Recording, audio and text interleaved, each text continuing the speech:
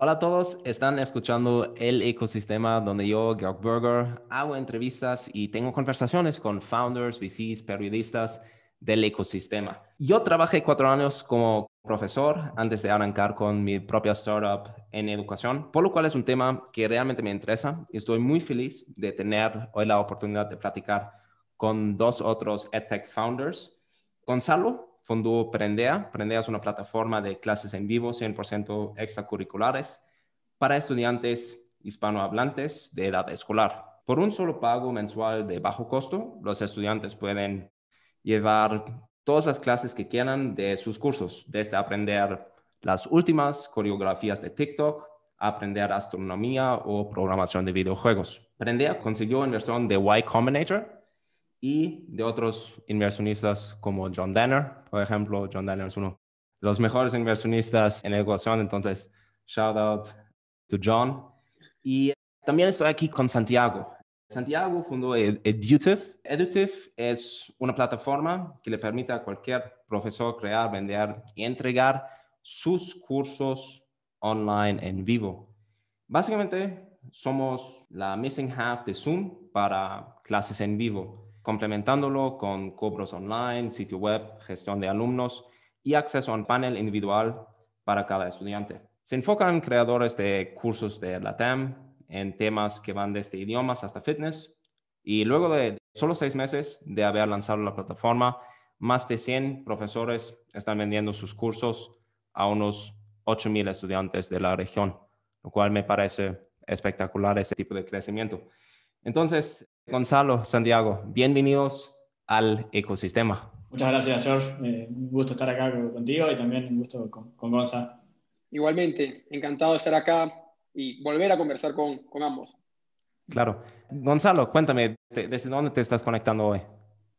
Yo ahorita estoy en Ciudad de México, de hecho soy peruano, pero ya estoy acá hace casi 4 meses con mi co-founder Benjamín, porque, bueno, creo que como casi todos los emprendedores de América Latina hispanohablante, es el próximo gran reto, ¿no? México. Ok, excelente. Y Santiago, ¿desde dónde te estás conectando hoy? Yo estoy desde Bariloche, aquí en la Patagonia Argentina hoy. Estoy viviendo un poco en diferentes lugares de Argentina en este año. Hace poquito tuvimos aquí también una reunión de equipo, con los equipos está remoto en diferentes lugares. Uno de mis socios está en Ciudad de México y el otro aquí en Argentina. Y bueno, aprovechamos a juntarnos y la verdad que vale la pena hacer lo que está haciendo Gonza con Benjamín, juntarse presencialmente. Pese a que los equipos remotos funcionan y pueden funcionar bien, el encuentro presencial cada tanto, la verdad que suma un montón. Excelente. Y Gonzalo, entonces quiero empezar un poquito platicando contigo acerca de Prendea. Cuéntame por qué iniciaste con Prendea, cuál fue como el problema que viste y cuál fue la oportunidad que viste a través de lanzar Prendea. Prendea en verdad es producto de casi 6 años, quizás más, de yo y mi socio Benjamín trabajando en educación, diferentes áreas, y con niños de edad escolar. Empezamos muy curriculares, con matemáticas, ciencias, pero siempre teníamos como en mente que lo que hacía que los chicos aprendan eran que estén divertidos, que quieran hacerlo. Entonces siempre, o sea, desde que comenzamos con tutorías, nosotros literalmente entrenábamos a nuestros profesores para que puedan bromear con los estudiantes, ser agradables, ¿no? Pedíamos pizzas. Todos fuimos como entrando más en el mundo de tecnología, también curricular, pero con experiencias gamificadas, con medallitas, daily streaks, todo ese tema de gamification. Y bueno, después de un camino de algunos años ahí en la parte curricular, nos dimos cuenta, oye, si creemos que los alumnos aprenden cuando están divertidos o interesados, mejor hay que enseñarles algo que les va a divertir o interesar intrínsecamente en vez de estar enseñándoles algo que les aburre e intentando convencerlos de otras maneras, ¿no? Y fue así más o menos que llegamos a aprender. Mucho creo que por nuestra vocación de profesores, o sea, ver que un alumno quiere aprender es creo que lo que más llama, inspira a un profesor y eso es la manera más fácil de conseguirles enseñando algo que quiera aprender. Llegamos a aprender, básicamente vimos modelos afuera, particularmente uno en Estados Unidos que se llama OutSchool, que básicamente era increíble que esté pudiendo enseñarle a chicos cosas totalmente aleatorias, cosas random, que los chicos querían aprender, ¿no? Entonces dijimos, oye, esto de acá, si funciona también en Estados Unidos, debería poder funcionar para los chicos hispanohablantes, ¿no?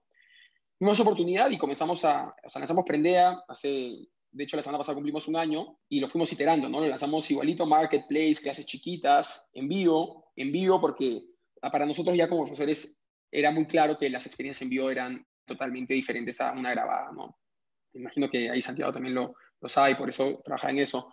El engagement es mucho más alto. Emprendedor, el estudiante promedio está 7 horas a la semana aprendiendo en Zoom y eso es imposible. En cualquier MOOC, ningún MOOC que veas en ningún lugar del mundo tiene ese engagement. Entonces nos fuimos por el vivo, ha funcionado muy bien y poco a poco lo fuimos iterando, ¿no? Lo pasamos primero a suscripciones, agrandamos las clases, creamos ya un sistema de comunidad alrededor de eso, muy gradualmente, mientras veíamos qué era lo que hacía que los alumnos estén más motivados. Ok, súper interesante. Tú mencionaste OutSchool. Yo conozco a OutSchool y de hecho hace como, creo que 1 año y medio estaba visitando la página web de OutSchool y si no me estoy equivocando, en ese momento el curso más popular en OutSchool, según como número de estudiantes que vi a interfase, fue Dungeons and Dragons y creo que fue como teoría de riesgo o algo así. Entonces, algo muy, muy interesante, ¿no? Como una combinación de juego de mesa en combinación con algo que sí tiene como una aplicación en la vida real, que es teoría de riesgo, etcétera. Entonces, como temas que son totalmente no tradicionales, pero sí tienen mucha utilidad en la vida real. ¿Cuál es el curso más popular o con más demanda en la plataforma de Prendea? Son varios en general, pero la mayoría son relacionados justamente a temáticas que no encuentras en el colegio, ¿no? Van desde lettering, cómo dibujar letras bonitas, para hacer posters bonitos en tu cuaderno esté ordenado. Cursos muy populares, por ejemplo, son algunos que tenemos relacionados, claro, bien parecidos, ¿no? De estrategia con videojuegos, ¿no es cierto? De trabajo en equipo, tenemos cursos. Y también, claro, o sea, es muy interesante cómo puedes relacionar, por ejemplo, en este ejemplo de Dungeons and Dragons, y la teoría de riesgo, cómo puedes relacionar algo interesante del chico para algo que le como sirve, entre comillas, al estudiante que sabe de la teoría del riesgo. Pero hay muchas cosas que por sí mismas, cosas que le interesan al chico que por sí mismas ya sirven. O sea, nosotros tenemos un curso muy popular que son, como tú decías, ¿no? Las coreografías de TikTok. Y eso en verdad tiene valor por sí mismo, por más que no aprendan teoría de riesgo o algo.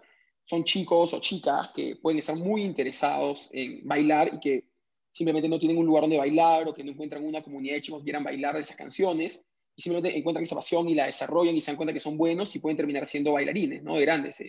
Entonces, nosotros creemos mucho en eso también, ¿no? No solamente en cómo a través de algo divertido hacemos que aprendan algo que importa, entre comillas, sino que en verdad casi todo importa, ¿no? Inclusive los cursos que tenemos de magia, porque ya el chico está aprendiendo magia, tal vez es mago, pero tal vez no es mago. Pero tal vez ese curso de magia lo ayudó a desarrollar confianza para presentar ante gente, ¿no es cierto? Para poder como tener disciplina, constancia para practicar muchas veces el truco y termina siendo guitarrista. Entonces, nosotros lo vemos un poco más así, ¿no? Como al final lo que aprendes puede tener una aplicación muy directa, puedes terminar siendo bailarín, pero también puede tener implicancias muy indirectas en un montón de habilidades que puedes tener, ¿no? Eso es lo que más nos emociona en general. Creo que también a los padres. Y obviamente el modelo es totalmente diferente.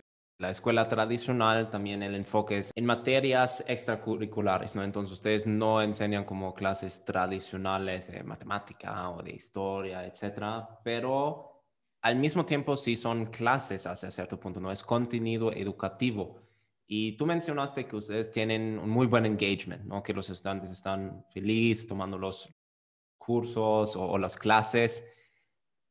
¿Cuál crees es allá tal vez el secreto que ustedes tienen y cuáles son tal vez algunas enseñanzas de esa experiencia que tal vez se podrían Uh-huh. también aplicar en la educación tradicional, digamos, en la educación en la escuela tradicional, en la preparatoria? Sí, yo creo que en realidad el insight más grande en Prendea es que los estudiantes están aprendiendo algo que quieren, ¿no? Y de hecho, por ejemplo, el ejemplo que hice de historia, debemos tener más de 50 clases y puedes aprender tienes un curso entero acerca de la historia de la cultura mexicana o de los vikingos o tienes las guerras medievales o mitología griega, ¿no? Son cursos súper demandados por chicos que les interesa la historia, porque yo me acuerdo que a mí, es más, por ejemplo, las series que estoy viendo ahorita en Netflix, una tiene que ver, se llama Hitler's Inner Circle, de cómo se formó este como círculo interno de Hitler, y la otra que estoy viendo para él es Cuba Libre Story, ¿no? Que es como que dirá, porque a mí me interesa eso, y eso me interesaba no ahorita, no me interesa ahorita, pero también desde muy chico, no solamente que en mi clase de historia, a mí me hacían aprenderme yo soy de Perú, todas las culturas inca de memoria, y eso es lo que no me interesaba, ¿no? Pero entonces enseñamos historia, enseñamos lenguajes, tenemos clases de chino mandarín, tenemos clases, o sea, son cosas que en verdad se enseñan en el colegio. Enseñamos inclusive ciencia, tenemos una clase de química, tenemos clases de microorganismos, o sea, hay niños que van todos los miércoles a las 4:30 de la tarde a aprender acerca de los hongos y la levadura y ese tipo de cosas, que son cosas que te enseñan en el colegio, pero claro, a los que les interesa lo aprenden, ¿no? Y lo aprenden con mucho gusto porque lo valioso, aparte de que les interesa, es que no son solo ellos que les interesa, son ellos y un grupo de niños igual de fanáticos por los hongos o la levadura, muy interesados haciéndole preguntas al profesor y un profesor súper apasionado que está enseñando la levadura porque le interesa, porque podría estar enseñando también bailes de TikTok. Entonces, es esa pasión y ese interés, no solo de uno, sino en conjunto, que se vuelve como, compoundea, se vuelve muy potente a la hora de aprender, ¿no? Ya sé que cursos que uno pensaría que son de colegio aburridos, terminan siendo divertidos para la gente que le interesa, ¿no? Entonces parece que el secreto es dejar a los estudiantes a explorar lo que quieren, ¿no? Como deben de seguir su curiosidad hacia cierto punto. Yo tengo un bebé de solo 8 meses, entonces el otro día yo estaba observando a mi bebé y es increíble qué tan curioso es el ser humano, ¿no? Como que quiere como tocar todo, ver todo. La curiosidad es algo muy, muy natural en los seres humanos y hasta cierto punto, como las escuelas a veces maten esa curiosidad porque te obligan a estudiar ciertas materias, ¿no? Entonces, eso es un problema que probablemente es difícil de resolver, pero probablemente una solución sería como simplemente dar como algunas horas de autoestudio, donde los estudiantes simplemente pueden como diseñar sus propios currículums. Eso es algo que yo creo que debe ser como una materia en la escuela, debe ser como autoexploración o como sigue a tus propios intereses y explorar tus intereses. Creo que eso hace falta y es algo muy, muy sencillo que los estudiantes podrían hacer, pero es un tema complicado y complejo. Sí, yo creo que hay mucho espacio, ¿no? O sea, yo, el colegio en el que estudié en Lima, colegio muy privilegiado, muy bueno, y era interesante porque cuando llegabas a segundo grado de secundaria, los únicos cursos que se volvían obligatorios eran ciencia, matemáticas, inglés, lenguaje y nada más. Y podías elegir, por ejemplo, entre llevar historia o geografía, o ambos. Y tenías como 4 otros cursos que podías llevar de manera electiva de una variedad, ¿no? Entonces podías escoger dentro de, por ejemplo, ciencia de la computación. Yo aprendí a programar ahí, muy básico, ¿no? Pero aprendí a programar ahí y comencé a entender el mundo de la tecnología, diseño y tecnología, que era como diseñas cosas, ¿no? Tenías todo un montón de programas y sistemas para hacer eso, podías elegir como cine, cómo grabar películas, drama, actuación, cursos un poco más tradicionales, ¿no? Como literatura, había una serie de cursos que podías elegir, y eso era súper, es algo que consideraba súper valioso, ¿no? Y aparte, tenías esas actividades extracurriculares, ¿no? Entonces, por la tarde, por ejemplo, tenía una actividad, yo era el director del como canal de televisión de mi colegio. Hice eso como por 3 años y después también, al mismo tiempo, yo no lo hacía, ¿no? Pero, por ejemplo, había también un club de política y economía, que es algo que llevó Benjamín, me acuerdo, como por 2 años, y fue Benjamín terminó siendo como política y economía. Entonces, allá hay colegios que lo hacen, normalmente son los más privilegiados, pero creo que hay mucho espacio para que plataformas, por ejemplo, como Prendea o similares, o OutSchool, creo que de hecho OutSchool lo quiere hacer, comenzar a entrar a los colegios para justamente lo que tú dices, ¿no? Que el colegio deje un poco de espacio para que, no es claro, es muy difícil que el colegio pueda proveer, por ejemplo, Prendea ahorita tiene 350 cursos diferentes que pueden llegar todos los chicos todas las semanas. Es imposible para un colegio hacerlo, hay que tener un montón de profesores. Pero que estos servicios entren y puedan darle 2 o 3 horas a los chicos estas herramientas, ¿no? Que puedan aprender y que sea muy dinámico. Yo creo que estamos cerca, ¿no? Y Estados Unidos, por ejemplo, con la tendencia de los micro schools, que ya me imagino que lo podemos hablar más adelante, es algo que lo ves mucho, ¿no? Mucha flexibilidad. O sea, sí vamos a estar más cerca, ¿no? Creo que simplemente es cuestión de que sea trabajando, que por ejemplo, emprendimiento. A mí me emociona mucho el emprendimiento de Santiago porque creo que permite mucho eso, ¿no? Permite escalar a los profesores, su capacidad de impacto y poder llegar a más estudiantes. Creo que al final es lo que necesitas, ¿no? Un profesor pierde el incentivo de enseñar cuando no puede llegar a muchos estudiantes, ¿no? Enseñas 1, 2, 3 meses, sigues con 4 o 5 estudiantes porque si te interesa enseñar bordado, simplemente no llegas porque es algo que tal vez no es tan popular, terminas renunciando a eso, ¿no? Y vas a enseñar en matemáticas. Pero creo que poco a poco eso se va a hacer más sencillo. Sí, yo sí tengo bastante fe. Sí. Entonces, pues podemos platicar acerca de Udactiv. Entonces, ustedes coinciden en un punto que son las clases en vivo, ¿no? Entonces, ambos plataformas dan clases en vivo. De hecho, mi startup también estamos dando clases en vivo. Entonces, creo que las clases en vivo realmente empezaron como tendencia en los últimos 2, 3 años y obviamente ahora con la pandemia se aceleró esa tendencia.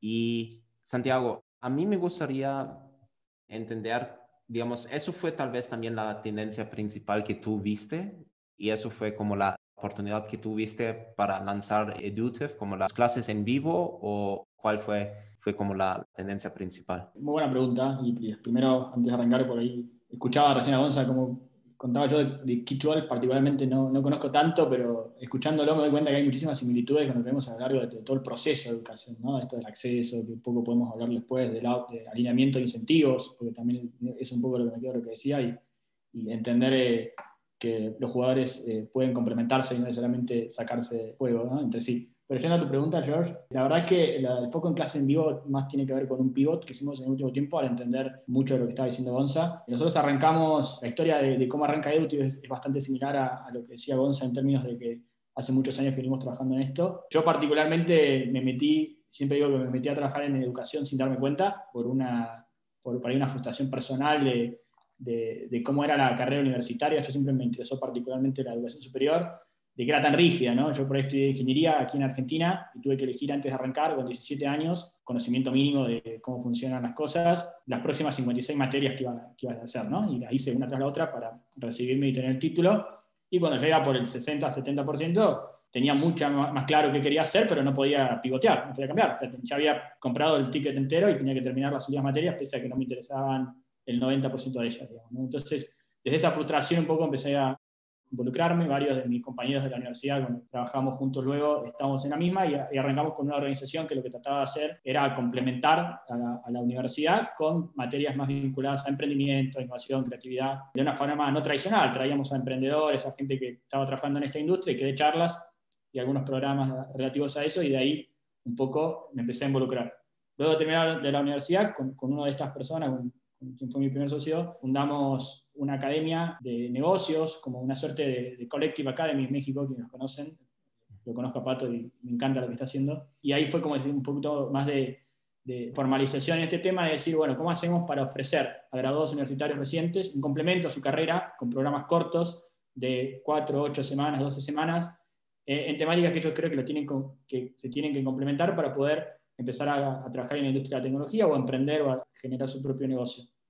Ahí estuvimos trabajando 3 años y desde ese momento ya también lo conocí a Pablo, quien es mi socio hoy, que él estaba trabajando en Coder House, que Coder House es una academia un bootcamp y academia de tecnología que explotando en la región, acaban de pasar por YC también. Y bueno, y ahí poco empezamos a charlar ya de esta oferta no tradicional de educación que estaba complementando a la oferta tradicional en educación superior y que estaba explotando, estaban empezando a subir cada vez más ofertas del tipo, ni hablar en Estados Unidos, pero también en la región. Y empezó también por la tecnología, por un poco la particularidad que tienen los programadores, cómo aprenden y cómo rápidamente se alinean a necesidades del mercado, alineamiento entre educación y outcome, pero también había más cada vez en otros temas, ¿no? Y bueno, luego se dio la oportunidad, más o menos en 2019, estábamos los dos para el próximo paso y nos asociamos y fundamos Edutive en 2019. Primero dijimos, vamos a tomarnos un buen tiempo para entender bien por dónde queremos arrancar. Sabíamos que queríamos usar tecnología para poder potenciar esta revolución educativa no tradicional, ese era el que teníamos. Ahí poco después se sumó Emilio. Y el objetivo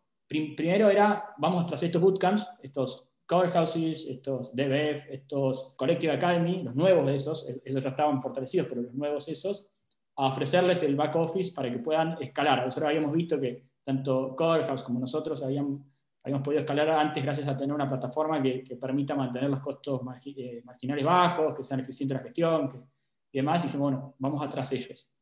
Eso fue lo primero que construimos y después nos dimos cuenta que no había tantos de esos en la región todavía, como entendíamos, que teníamos que ir un poquito más abajo todavía, a engancharlos más temprano, ir hacia los creadores de los cursos cuando estaban arrancando. Entonces, enfocarnos más en el individuo, en el edupreneur, como le llamamos nosotros, ¿no? En el creador de cursos. Eso fue un pivot que hicimos y después, cuando fuimos a ellos, no quiero repetir la justificación de por qué en vivo de Gonza, porque creo que fue muy claro. Dijimos, bueno, pero el verdadero impacto que están teniendo estas personas, ahí creo que podemos hablar después bastante, es a través de los cursos en vivo, que tienen tasas de terminación muchísimo más altas, que el engagement y el impacto también es muchísimo más alto, el ticket por ende que pueden cobrar también es más alto, y bueno, ahí fue que hicimos pivot a cursos en vivo hace más o menos 6-7 meses y lanzamos la plataforma que permite básicamente eso, administrar en pocos pasos la puesta en marcha del negocio de cursos online en vivo. Realmente el año pasado fue un boom de la industria, ¿no? Seguramente Gonza está de acuerdo, vos también, George, pero bueno, también la verdad es que la gente está queriendo entender cómo se hace esta migración al online, ¿no? Nosotros en general trabajan con nosotros personas que son nuevos en lo digital, no es que estaban en otro lado y arrancaron, tenían su audiencia, crearon el mundo físico o en redes sociales y quieren empezar a dar sus cursos online por primera vez en lo digital, entonces tienen que entender cómo hacerlo. La respuesta a la noche a la mañana es prender un Zoom, pero después de prender el Zoom se dan cuenta que el Zoom es la mitad de lo que hace falta, en los casos, y después tienen que montar el resto de las cuestiones, y ahí es un poco donde queremos cubrir ese gap. Así que eso es un poco el motivo o la razón por qué arrancamos. Creo que lo de los cursos en vivo es una tendencia que está creciendo también en general en diferentes lugares, o sea, mismo hablábamos recién antes de arrancar de lo que está pasando con Coverhouse, que es no paran de crecer, yo tengo un modelo de cursos en vivo, no paran de crecer, miles de alumnos en la región, de otros también del tipo. Creo que es una tendencia que acompaña a otras revoluciones, acá me gustaría saber qué piensan, si están de acuerdo conmigo, pero que creo que lo que está pasando en la educación superior es que justamente en los próximos años lo que va a pasar es que vamos a tener que acomodar 200 millones de personas nuevas que ingresan al sistema educativo superior o que tienen la necesidad de ingresar sobre las 200 que ya existen. Entonces, tiene que haber una revolución en el acceso a esa educación, digamos, ¿no? Por un lado. El acceso a esa educación por ahí puede tener que mejorarse desde los costos, de lo que cuesta ingresar, pero también de lo que tiene que ver con los lineamientos de incentivos. Hay cada vez más ofertas en ese sentido de que pagas algo mínimo al principio, no pagas nada antes de arrancar y luego de terminar, si consigues un trabajo, hay un acuerdo de ingresos compartidos. Pero también hay algo interesante que, poco leyendo a Alberto el otro día de Transcend, coincido con él, que poco también lo que pasa es, el acceso es una parte, lo que hace falta también es alineamiento sobre los outcomes, ¿no? Sobre esto que estudio, para qué me va a servir, en qué cantidad de tiempo, y si me va a llevar a donde yo quiero que me lleve también, ¿no? Porque por ahí un poco lo que pasa es que yo lo veo en mi país también, donde la educación superior, el acceso a ella es gratuita en general, la universidad pública, sobre todo si vives en las principales ciudades del país, pero no se tiene en cuenta el costo de oportunidad que mucha gente no puede, por una X cantidad de años, dejar de trabajar o dedicarse full a la educación, a educarse, y por ende no es tan gratuita en realidad. El costo de oportunidad está implícito en ese costo educativo, digamos. Entonces, por ahí sí hay programas más cortos, más flexibles, que se alinean con lo que uno está haciendo en este momento y que te dan un trabajo inicial que después otro programa te lleva a un mejor trabajo y otro trabajo a otro mejor trabajo. Entonces es un proceso más gradual, continuo a lo largo del tiempo. Creo que estamos ante la posibilidad de verdaderamente que la educación superior en Latinoamérica, en el mundo, llegue a mucha más cantidad de personas de las que ha podido llegar hasta ahora, con sus diferentes versiones, ¿no? Así que un poco Sí. eso ahí. Sí, definitivamente coincido. Yo creo que lo que vimos en los últimos 10 años más o menos fue educación 2.0, ¿no? Que eran MOOCs y plataformas como Coursera, como Udemy. Y lo nuevo son básicamente... Y la educación 2.0 no fue una disrupción de la universidad, ¿no? Digamos, No. Udemy o Coursera no reemplazaron la universidad, sino fue como un extra, como que tú podrías también tomar un curso en una plataforma como Udemy o como Screana, como Platzi, todas esas plataformas, ¿no? Y creo que eso fue educación 2.0, hacer la educación muy, muy accesible y tener miles y millones de estudiantes, con un impacto a nivel estadístico relativamente bajo, ¿no? Digamos, la gran mayoría de esas plataformas tal vez sí tienen miles, a veces millones de estudiantes, pero los completion rates, digamos, eso no es un secreto. Todos sabemos No. que los MOOCs normalmente tienen tal vez como 5% de completion rates, ¿no? Como que hay muy pocos estudiantes que realmente terminan los cursos. Y lo que yo veo ahora es la próxima tendencia es educación 3.0 y para mí educación 3.0 es básicamente algo que sí se está posicionando como disruptor de la universidad. Digamos, es algo que hasta cierto punto puede reemplazar la universidad, ¿no? Sí. Puedes estudiar en Coder House o puedes estudiar en otras plataformas y esa educación es básicamente como un curso muy, muy intensivo. Normalmente son clases en vivo, con ejercicios, con proyectos, con comunidad. Y además de eso, esas nuevas empresas, esas nuevas escuelas también te ayudan a conseguir un trabajo. Yo creo que eso es como un bundle que vemos ahora, que creo que hasta cierto punto, para mí eso va a ser el futuro de la educación. Eso es lo que yo creo. Pero Sí, no sé si tú está piensas. bueno lo que dices. parece que vale la pena como romper un poco la universidad o hacer como un doble clic, entender cuáles son las tareas que está ocupando la universidad para la gente que iba a ella, ¿no?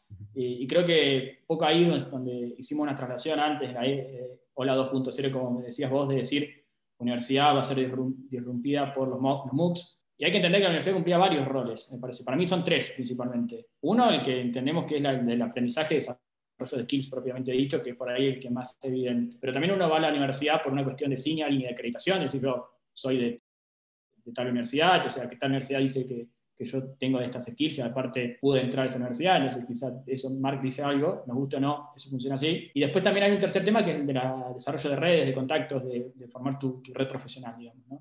Y la universidad cumplía esos tres roles, o la sigue cumpliendo de manera agregada. Lo que yo no estoy seguro es que un solo actor vaya a desplazar a la universidad en esos tres roles. Lo que creo que puede hacer que rol a rol sea reemplazado por diferentes actores, ¿no? Entonces, como que vos tengas un lugar donde vayas a adquirir las skills, después hay redes profesionales de gente que tiene el mismo interés o la misma profesión y que pueden participar independientemente de dónde se hayan formado.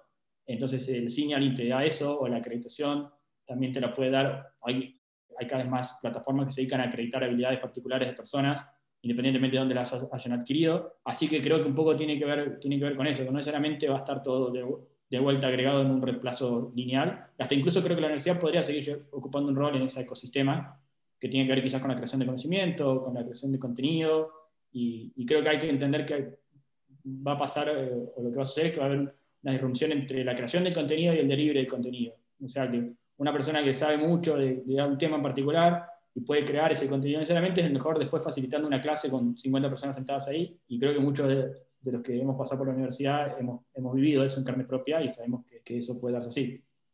Sí, yo creo que soy un poco más extremista en ese lado. Yo sí creo que la universidad va a desaparecer o se va a volver muy irrelevante en general. Estoy muy de acuerdo con lo que dice Santiago en los tres puntos en los que la universidad sirve. Y claro, o sea, ahorita, en el momento actual, creo que la más importante es el signaling, ¿no?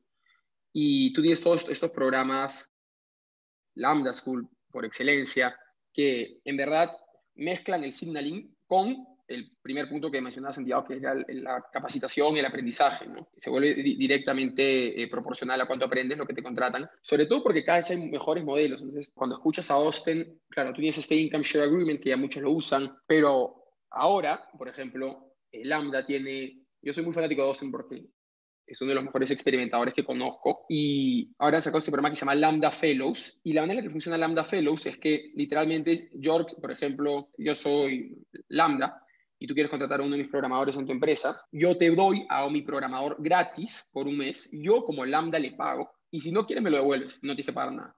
Si es que te gusta, ya me pagas tú ese mes, ¿no?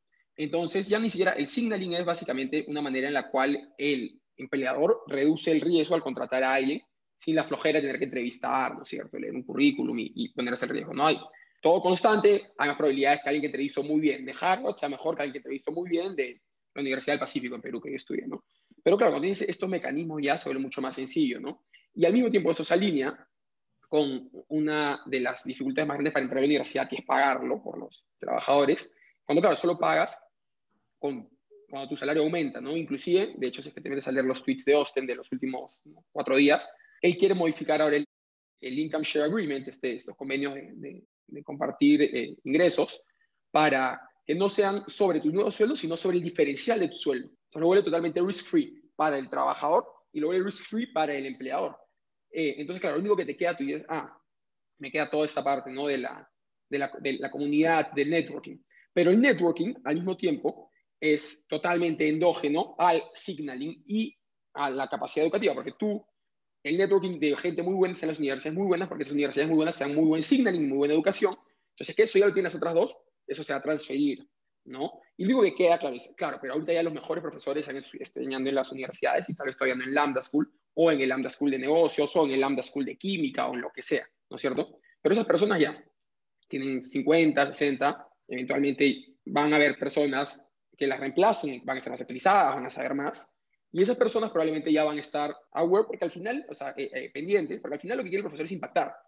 Si te das cuenta que impactas menos y te pagan menos, por lo tanto, en una universidad que en uno de estos formatos que va a comenzar a existir, yo creo que ya no va a haber ninguna razón para que la universidad exista, ¿no? Y yo sí soy un poco extremo en ese sentido porque no creo que la universidad agregue el valor que cobra en general. No, en eso estoy de acuerdo. En eso estoy de Yo, acuerdo. Quizás yo, no, yo hasta cierto punto coincide con ambos de ustedes. Yo creo que el bundle, esa combinación que tú mencionaste, ¿no? La educación y red social de contactos y también el credencial, ¿no? El credential, el papelito, como se dice aquí en México, el papelito, sí tiene como hasta cierto punto un valor, ¿no? Entonces yo creo que este bundle que ofrece la universidad sigue siendo hasta cierto punto atractivo, pero yo creo que al mismo tiempo sí vamos a ver un declive de la universidad y yo quiero calificar ese statement un poquito porque yo creo que lo que va a pasar es que los top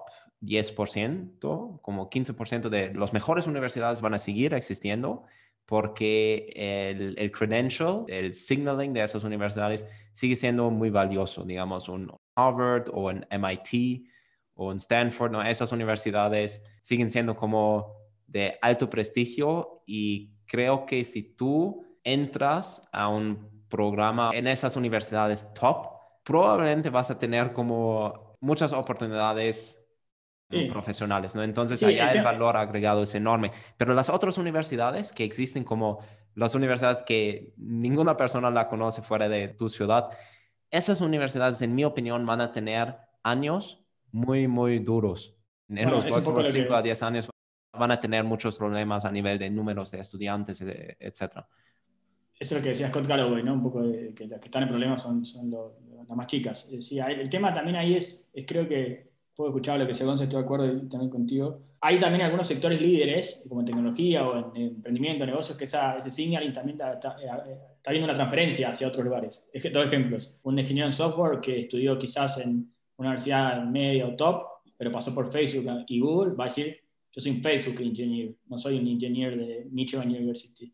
Entonces ese signaling ya está siendo transferido a algún lugar. Lo mismo que sea con alguien que pasó por YC, por ejemplo. YC Founder, listo, no tiene nada más que decir, no importa dónde estudió. Entonces creo que hay una transferencia de ese signaling. Y lo que tú dices también, George, es interesante, pero creo que o se va a quedar como algo de nicho para muy pocas personas, o quizás estas universidades se animan a subirse a un vehículo que permita ese signaling a llevarlo a muchas más personas, independientemente de dónde están estas personas ubicadas geográficamente, y creo que ese es el desafío también. Si vamos a vivir en los próximos años a las universidades transformarse en actores globales, o van a seguir siendo de algún lugar físicamente, o que te tengas que trasladar físicamente con todos los costos asociados que se tienen, ¿no?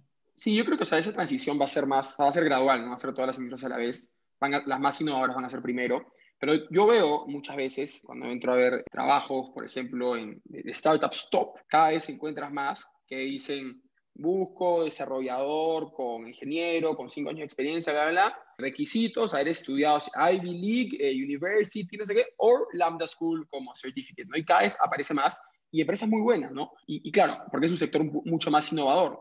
Pero, claro, o sea, con ese incentivo, si tú sabes que ya, por ejemplo, vas a poder entrar por ejemplo, a trabajar en una startup, no sé si es que Google lo hará, pero, por ejemplo, me imagino que la startup, por ejemplo, de Suhail, está Mighty, ¿no es cierto?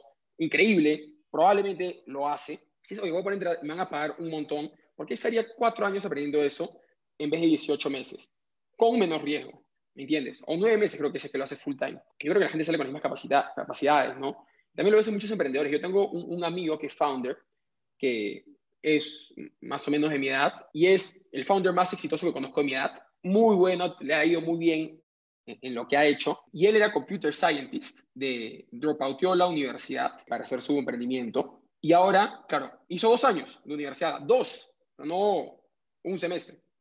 Y ahora para completar, porque claro, y salió de su universidad y se dedicó a hacer su startup, fue CEO, e hizo producto, pero quería aprender a terminar a programar. Y en vez de regresar sus 2 años a la universidad, está haciendo Lambda. Está muy claro, ¿no? O sea, la diferencia de valor, ¿no? Y poco a poco se va a transferir, porque claro, tú también como empleador, y eso se transfiere también, si es que tienes que pagarle un salario a una persona que ha estudiado en MIT, se ha gastado, no sé cuánto, $300,000 en la carrera, en MIT, o alguien que se gastó 50,000 en Lambda, al de que 50,000 en Lambda le va a tener que pagar menos, porque su disposable income va a ser más, posiblemente porque tiene que pagar menos deuda o lo que sea. Entonces también como empresa vas a comenzar a migrar tus preferencias, ¿no? Si es que tienes la misma capacidad. Entonces, yo sí creo que inclusive las top van a tener problemas pronto, ¿no? Sí, definitivamente. Y la pregunta ya es, ¿hasta qué punto van a tal vez también adaptar los income share agreements, ¿no? Eso, digamos, tal vez las universidades top pueden hacerlo porque tienen endowments muy, muy grandes, entonces no tienen que necesariamente tener ganancias, pero sí, creo que estamos de acuerdo que va a ser un tiempo muy interesante en los próximos 10 años y que vamos ahora sí ver como cambios importantes al nivel de educación superior. Tengo aquí algunos statements, algunos tweets. Hace unas semanas vi un thread en Twitter de David Perel, que tiene como un curso acerca de escribir, tal vez ustedes lo ubican. Y 100%. él hice como un thread acerca de educación. Entonces, la idea es que yo voy a leerlo y después vamos a platicarlo un poquito, vamos a reaccionar hacia esos statements. Entonces, el primer tweet. Education is broken. Here's what the future of education will look like. 1. Teaching will become extremely lucrative profession. Salaries will follow a power law. The best teachers will make millions of dollars per year and teach thousands of students per year. Mi traducción a español sería, la educación no funciona. Así se va a ver el futuro de la educación. La enseñanza va a ser sumamente lucrativa. Los salarios van a seguir una distribución de power law. Entonces significa que, digamos, 10% de profesores generan como 90% de ingresos. Los mejores profesores van a ganar millones de dólares enseñando miles de estudiantes al año. Santiago, ¿qué opinas?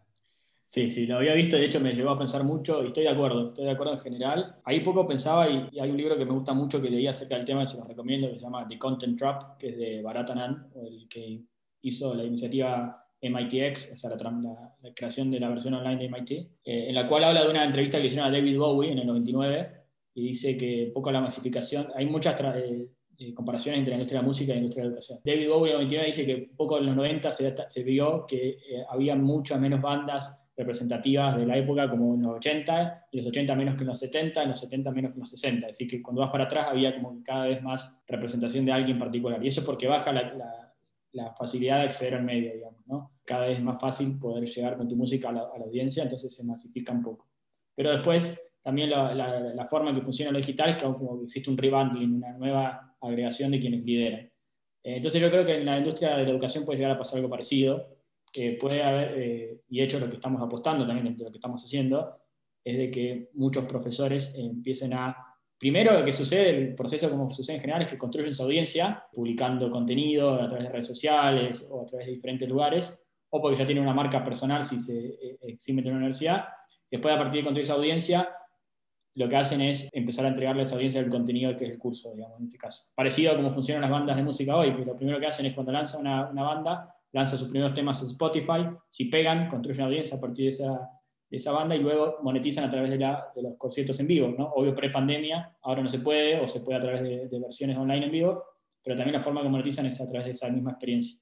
Por eso veo una traslación y veo que van a haber profesores rockstars, y ahí un poco haciendo esa investigación veía que en Alemania o en los países germanos, en torno a 1800 más o menos, había un concepto que se llamaba Privatdozent, que eran teachers que iban a la universidad, que la universidad le prestaba sus instalaciones y hasta un poco de la audiencia, pero eran completamente independientes y los estudiantes le pagaban casi como un tip lo que ellos querían, digamos, en función del valor que habían recibido. Y capaz estamos volviendo a entrar, la era digital permitió que volvamos a los Privatdozent, y capaz que un Scott Galloway, en vez de seguir yendo a NYU, va a lanzar su Scott Galloway University o Academy, lo que fuere, parecido a como ya hay otros que lo hicieron, digamos. Así Sí, que eso es lo que pienso. y los privatdocenten también, digamos, tuvieron muchas veces como contratos con los príncipes y con los reyes, ¿no? Entonces las universidades estaban a veces compitiendo contra otras personas muy, muy, muy ricas. Entonces, Alemania fue el primer país con rockstar educators, con profesores rockstars. Muy bien. Gonzalo, ¿qué opinas tú acerca de este statement? Yo creo que va a pasar. Yo creo que está como clases en vivo, o sea, creo que casi todos se trasladan a clases en vivo, por lo que ya hablamos, y creo que hay muchos modelos, ¿no? Tienes, por ejemplo, el nuevo concepto que ha sacado Gagan, Villan y Wes Cao, Maven, que son cohort-based courses en vivo que los dan celebrity teachers, ¿no? Gente increíble que lo está dando. De hecho, una de ellas es Lee Yin, ahorita voy a hablar de Lee Yin, y según lo que veía, todos habían hecho por su cursito de 5 semanas más de $100,000, esos profesores, ¿no? Que es un éxito, y creo que está muy alineado a lo que dice. Pero yo creo que eso va a pasar para algunas audiencias, pero creo que también va a pasar mucho que se va a crear esto que Lee Yin, de lo que Lee Yin habla, un artículo que publicó el año pasado en diciembre, que se llama The Middle Class of the Creator Economy, en HBS, paradójicamente, y habla de cómo ella cree que va a surgir también justamente plataformas como Edutiv o como Prendea, van a permitir que se cree una clase media de personas que generan ingresos no rockstar, pero mucho mejores a partir de su creación, ¿no? Por ejemplo, en Prendea, para que se den una idea, el profesor en Prendea, si trabaja da 10 horas de clase a la semana, gana más de $700 al mes, que en América Latina es más de lo que probablemente ganan en su colegio, en su trabajo full time, en la gran mayoría de colegios. Y imagínense que enseñan 20, ya puede ser un trabajo full time súper bueno. Si enseñan 30, ya son más que middle class, ¿no es cierto? Y sí, es un negocio muy rentable para nosotros. Imagino que si casi fuera en Edutif también sería un negocio muy rentable para ellos. Y yo creo que hay espacio mucho para eso, ¿no? Para que se descentralice mucho la educación y puedan haber muchos como creadores que antes no podían hacerlo porque simplemente no tenían la distribución para hacerlo. Y yo creo que eso va a pasar mucho, ¿no? Sobre todo porque cada vez se va justamente a volver más fácil distribuir lo que quieres. Vas a poder enseñar lo que más te gusta, ¿no? ¿Y quién no quiere? Nosotros tenemos en Prendea profesores de colegio que, contra mi recomendación, al inicio de este año escolar renunciaron al colegio para enseñar más horas a Prendea, porque simplemente les divertía más enseñar en Prendea. Entonces, una profesora que en el colegio enseñaba matemáticas y en Prendea enseña cómo hacer como ilustraciones en Canva. Creo que tiene un curso acerca de anime, curso acerca de cómo crear como buenas como presentaciones en PowerPoint, y tiene creo que un curso totalmente random de creación de TikTok, ¿no? Y se divierte mucho más enseñando Emprendea, gana más dinero. Entonces, ¿por qué enseñar en tu colegio cuando se puede enseñar Emprendea de tu casa, lo que te gusta, ¿no es cierto? Con alumnos que están apasionados, sino que te miran así toda la clase, ¿no? Y creo que eso va a surgir, ¿no? Creo que, y en el colegio, claro, es un poco más difícil, porque en el colegio igual la estructura escolar es un poco más rígida, ¿no? Pero con, por ejemplo, niveles educativos más altos, por ejemplo, ahorita tienes estos MOOCs, ¿no? Por ejemplo, Udemy. Claro, no permitía crear este middle porque, claro, el creator era un commodity casi, ¿no es cierto? En cambio, ahora, por ejemplo, en vez de tener un curso de Udemy que atiende a 1 millón de personas acerca de cómo hacer Python, puedes tener 1.000 profesores que enseñan Python a grupos diferentes de personas de manera más personalizada a través de Edutif, y ellos se generan ingresos para ellos, ¿no? Entonces yo creo que esto también va a ocurrir mucho, aparte de lo que tú hablas. Sí, correcto, digamos, yo también veo esa tendencia, tal vez, digamos, analizando ese statement, yo estaba leyéndolo otra vez mientras que ustedes también estaban platicando y lo único que tal vez no me gusta tanto de ese statement es la palabra el futuro de la educación, porque yo creo que ya es el presente y digamos hasta cierto punto ya lo hemos visto en los últimos 5 a 10 años, al menos específicamente como ese fenómeno de Power Law. Yo por unos años también estaba trabajando en Udemy y nosotros sabemos que también en Udemy hay ese Power Law, ¿no? Donde los mejores instructores, como los 1% de los profesores, estaban generando un porcentaje muy, muy alto de los ingresos, ¿no? Entonces creo que eso es tal vez no tanto el futuro, sino es el presente, ¿no?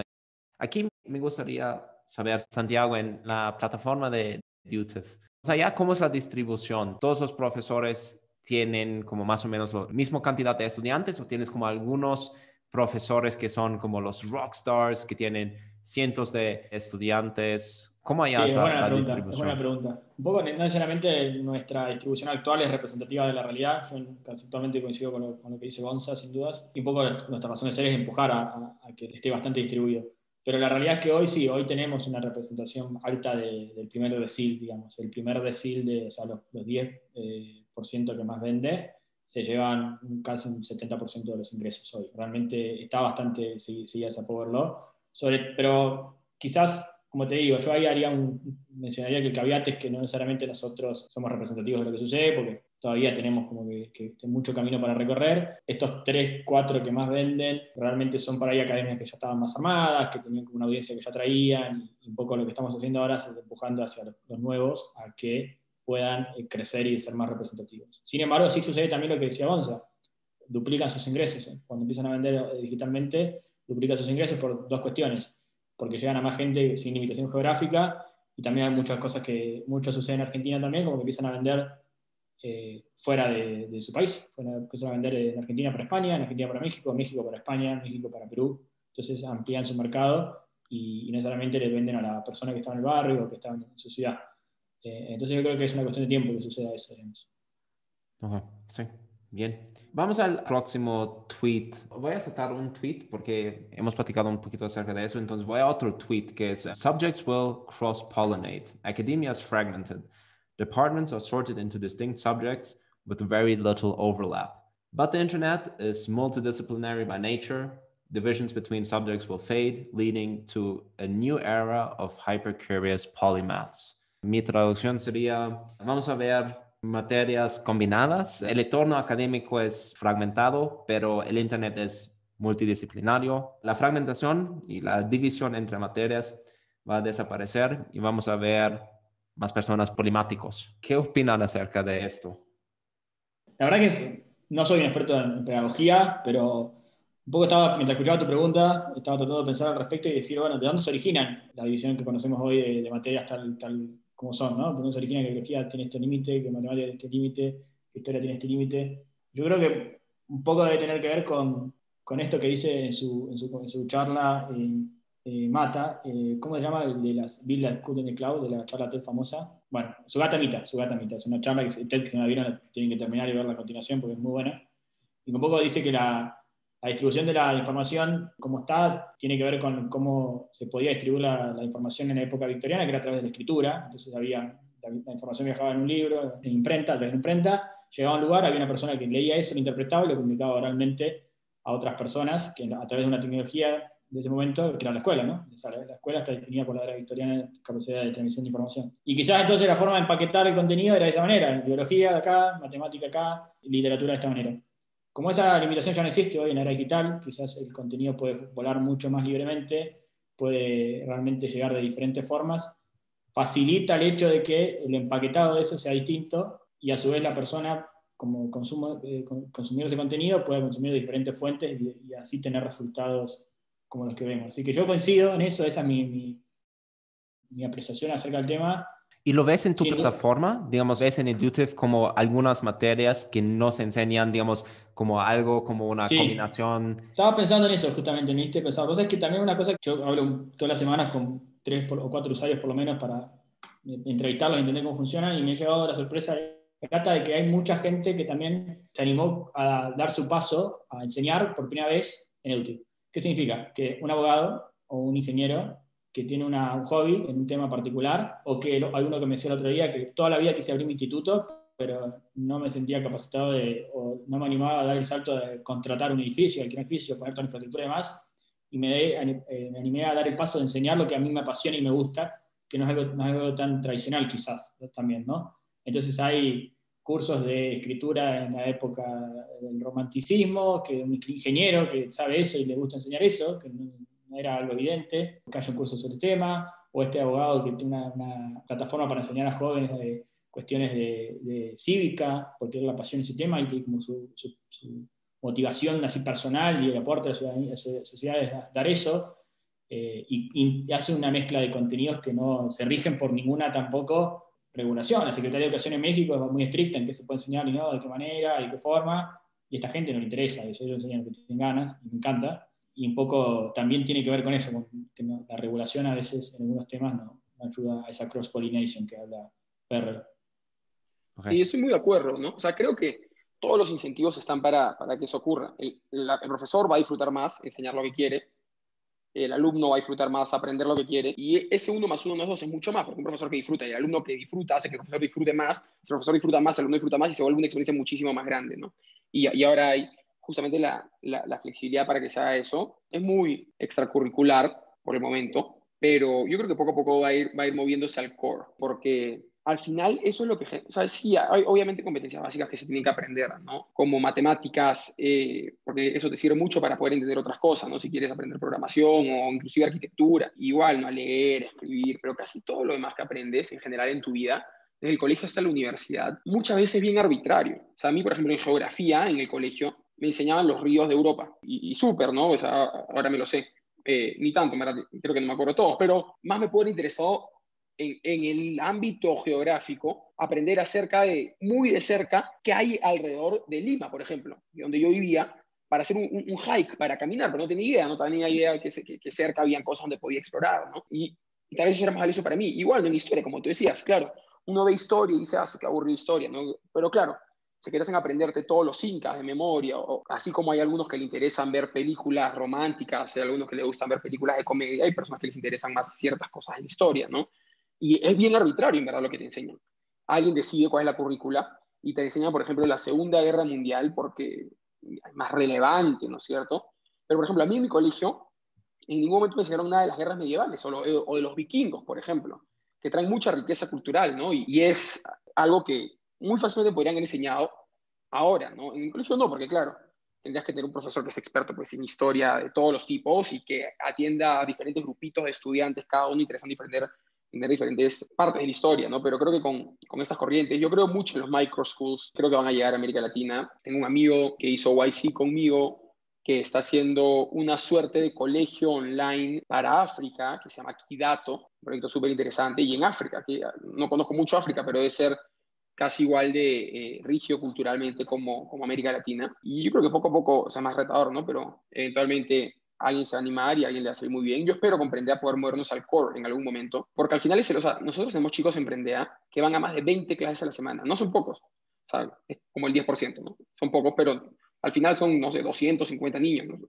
No es poco. Y esos chicos que van a 20 clases a la semana están aprendiendo casi igual el tiempo en Prendea que en el colegio. Me imaginaría que si no van al colegio estarían más tiempo en Prendea. Entonces, se nota que es algo que los papás quieren, porque si no, no los dejarían, porque probablemente les están quitando tiempo a las tareas, que los niños quieren, pero que claro, formalizarlo todavía no se logra, ¿no? Y creo que hay un salto que se tiene que dar y que nosotros queremos dar. Coincido. Yo creo que es súper interesante esa tendencia de crear nuevas materias hasta cierto punto. Digamos, esa tendencia también es mejor para los profesores porque los profesores pueden elegir qué es lo que ellos quieren enseñar. Yo he trabajado como profesor en la prepa, también en la universidad por muchos años y, por ejemplo, uno de mis proyectos favoritos fue un proyecto súper multidisciplinario, un juego de cartas con una temática histórica. Yo he dado clases de historia, de alemán, de emprendimiento, de programación. Yo soy muy polimático, entonces a mí me gusta mucho esa tendencia de que polimáticos ahora pueden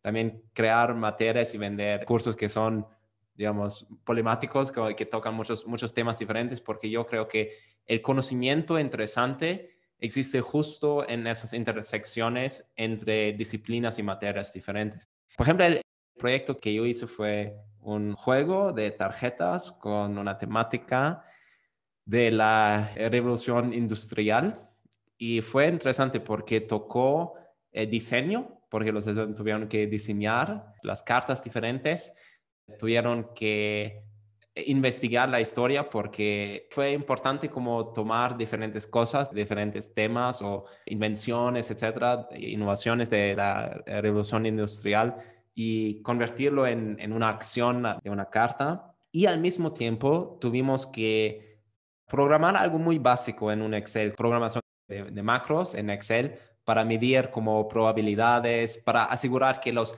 mecanismos del juego funcionaran, ¿no? Entonces fue algo muy problemático. A los estudiantes les encantó. A algunos estudiantes solo les encantó tal vez el diseño, pero por osmosis tuvieron que también aprender un poquito de historia, ¿no? Entonces yo creo que hay grandes oportunidades de convertir y combinar como algunas materias y unirlos y enseñarlos a través de una técnica de combinación de materias que puede ser súper interesante y también hay una aplicación en la vida real.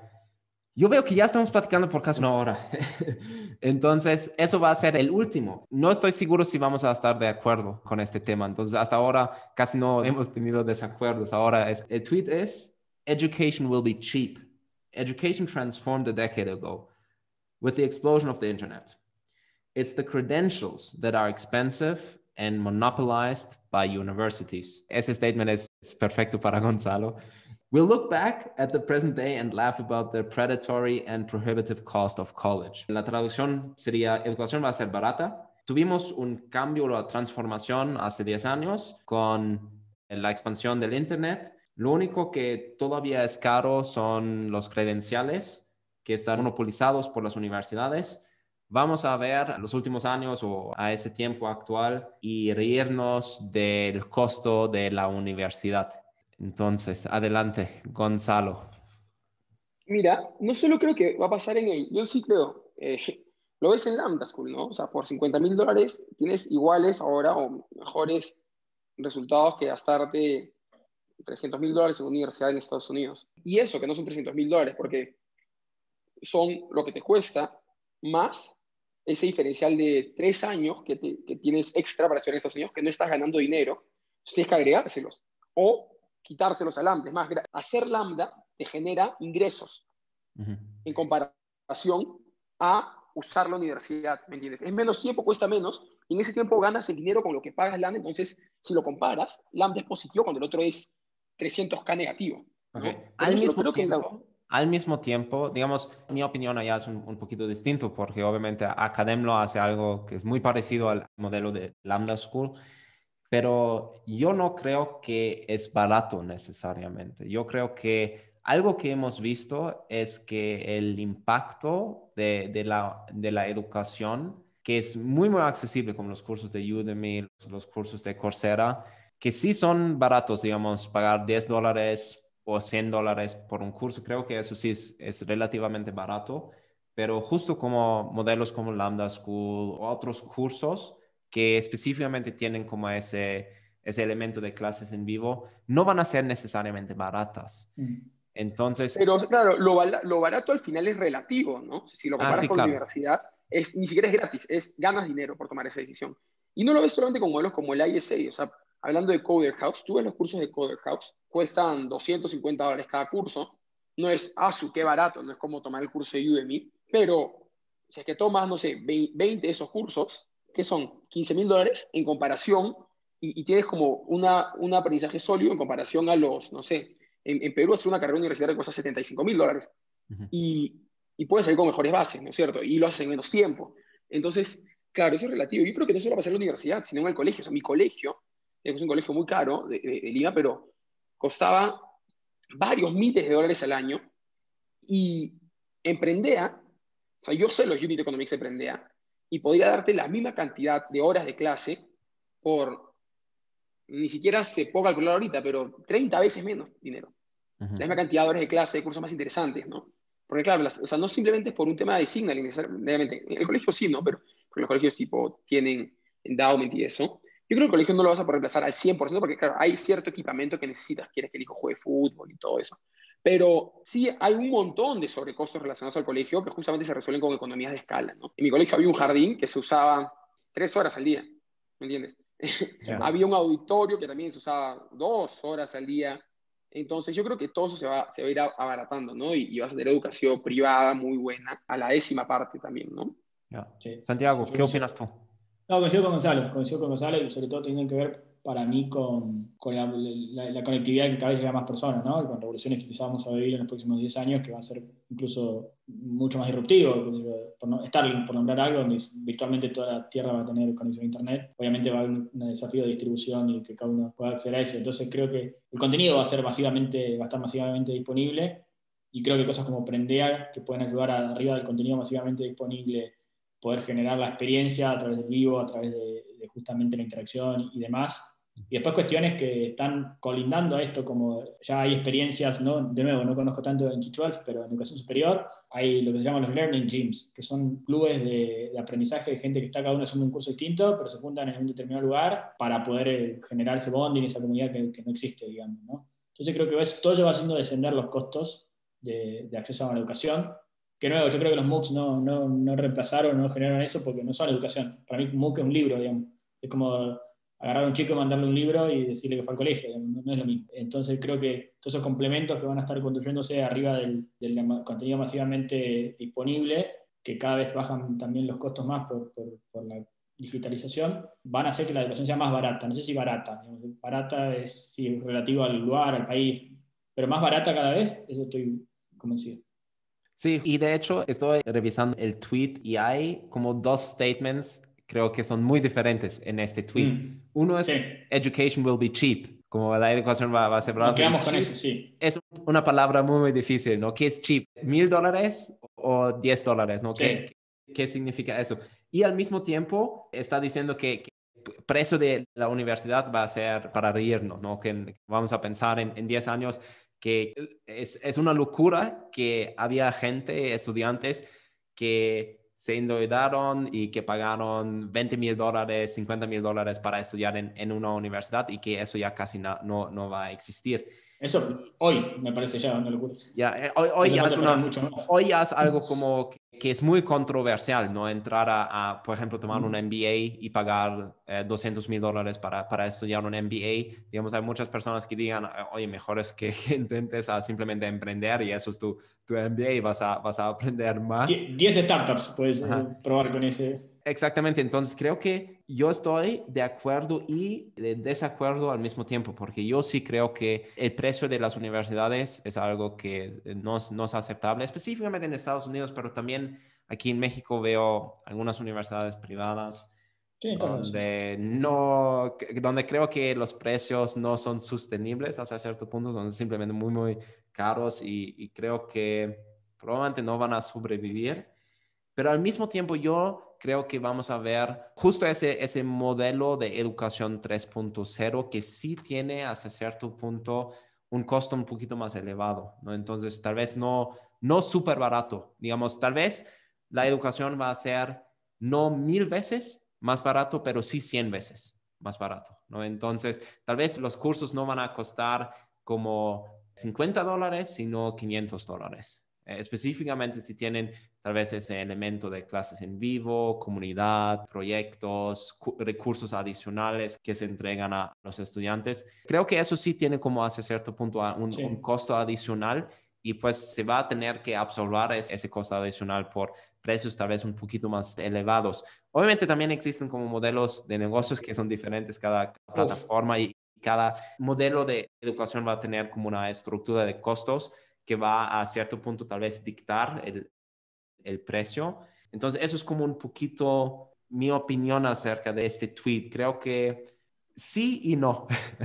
Ahí les recomiendo mucho uno de los últimos capítulos del podcast de Tim Ferriss, un soy fanático, que es con Balagis, que fue el CTO de Coinbase. Les recomiendo que lo escuchen 2 o 3 veces porque creo que después la segunda terminás de bajar un poco las ideas porque te explota la cabeza. Y a poco habla de eso. Él está construyendo un nuevo proyecto que se llama 1729, que trata de justamente separa una de las hipótesis centrales, separa ahí, o sea, el contenido, el acceso a la información va a estar equitativamente distribuido o masivamente distribuido al menos.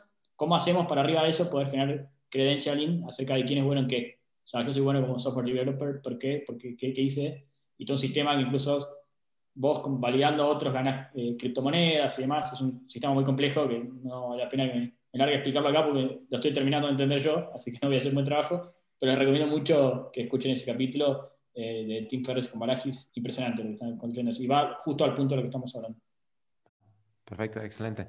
Entonces, no sé si quieren dar palabras finales acerca de cualquier cosa, no sé, quieren dar un shout out a algo. Sí, no, bueno, primero agradecer la invitación, disfruté muchísimo la conversación, volver a conversar sobre el tema, podría estar toda la tarde. Y nada, creo que estamos viviendo una era sin duda apasionante en términos de que están pasando cosas muy interesantes en muy poco tiempo y particularmente en Latinoamérica tenemos un trabajo enorme para hacer por delante en lo que tiene que ver con educación, porque después de muchos años el sistema en sus diferentes niveles, como por ahí yo hablaba más de educación superior y Gonza de educación inicial, no ha llegado a toda la población. No, creo que hay pocas cosas que impactan tan directamente en el crecimiento del PBI como la educación y con el desarrollo humano y el desarrollo de capital intelectual. Y tenemos todo para hacer por delante, así que nada, me encanta saber que hay cada vez más gente trabajando en esto. Los animo a los que les interese el tema que se animen a hacer sus propias iniciativas, porque verdaderamente necesitamos muchísimos más enseñando, creando plataformas para que la gente enseñe. Tenemos todo por construir ahí. Estamos apenas empezando con esa revolución hasta cierto punto. Gonzalo, tu mensaje para el ecosistema.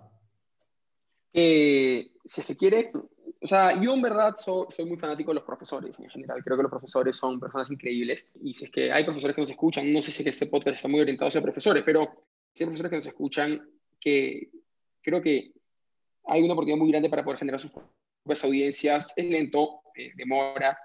Lo pueden hacer a través de Utif, de Prendea o solo a través de Instagram. Nosotros tenemos una profesora en Prendea que dejó de enseñar en Prendea porque su página de Instagram creció mucho, ya tiene 20.000 followers, creo, y hace sus talleres por ahí. Es increíble, estoy feliz por ella. Y es una profesora que da un taller de neurociencias. Es más, da un shout-out para que la busquen. A los que les interesa la neurociencia, se llama La Neuronita en Instagram. Y creo que hay mucho espacio para que esos profesores que quieren compartir cosas puedan hacerlo en las redes sociales, tengan paciencia, perseverancia, constancia, porque lo van a disfrutar mucho, van a encontrar un mundo que tal vez no sabían que existía, donde van a poder enseñar lo que les apasiona, ¿no? Como a través de nosotros, a través de Edutiv, a través de ustedes, en sus redes y generarse una audiencia. Creo que eso es algo que quisiera que más gente haga, que se den cuenta que pueden, inicialmente en su tiempo libre, porque creo que pueden generar mucho impacto para ellos mismos, van a ser mucho más felices, y para muchos niños o grandes o adultos que estén interesados en aprender, ¿no? Lo que ustedes quieren enseñar.